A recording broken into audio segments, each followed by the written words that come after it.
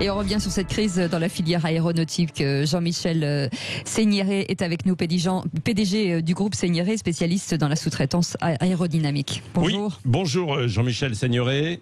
Bonjour. Votre groupe est installé dans les Hautes-Pyrénées, à Adé, dans les environs de Tarbes, notamment. Vous avez plusieurs, je crois, usines, bien sûr. Qu'est-ce que vous redoutez après l'annonce du plan Airbus, vous qui êtes un sous-traitant?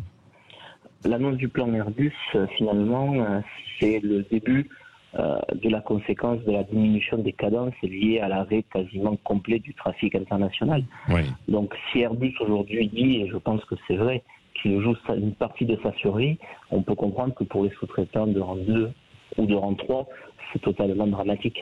Oui. Ça se traduit chez nous par des baisses de cadence de l'ordre de 50, 60, 70%. Comment vous faites alors vous? Parce que vous avez 160 salariés à peu près, c'est ça? Oui.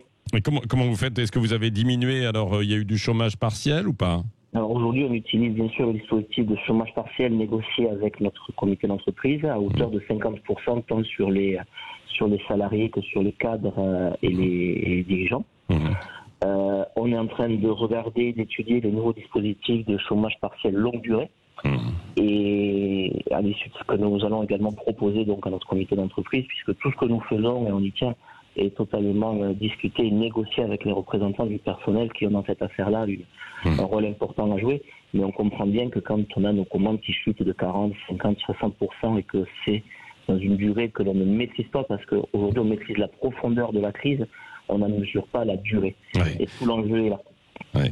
Donc votre objectif en attendant, si je vous comprends bien, Jean-Michel Seignéré, c'est d'essayer de garder tous vos salariés le plus longtemps possible, en attendant éventuellement que la crise cesse, sans savoir où on va précisément, quoi.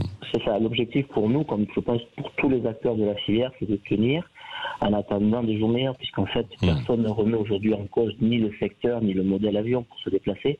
Maintenant, tant qu'on aura des foyers pandémiques un peu partout dans le monde et que des continents entiers seront fermés, on comprend bien que ça sera compliqué et difficile. Ouais. Et est-ce que vous avez d'autres clients? Parce que c'est la difficulté, souvent quand on est sous-traitant d'une très grosse entreprise comme celle d'Airbus, c'est qu'on est ultra dépendant, évidemment.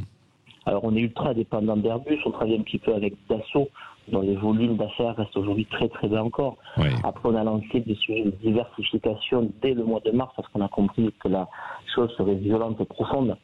Oui. On a la chance d'être sur un territoire où il y a, au niveau industriel, 2 locomotives, si je peux dire, c'est l'aéro et le ferroviaire. Donc on essaie de se tourner également vers ce milieu-là. Oui. Mais effectivement, comme vous l'avez dit, c'est compliqué, parce que quand on est dans des process et formaté pour travailler dans un secteur d'activité, la diversification n'est pas une chose aisée. Oui. Écoutez, bon courage Jean-Michel Seignéré. On salue au passage tous les habitants des Hautes-Pyrénées, de la région de Tarbes notamment, là où vous êtes à Adé également. On sait évidemment que c'est difficile et on vous suivra bien sûr. Et tout de suite, on va parler des piscines municipales.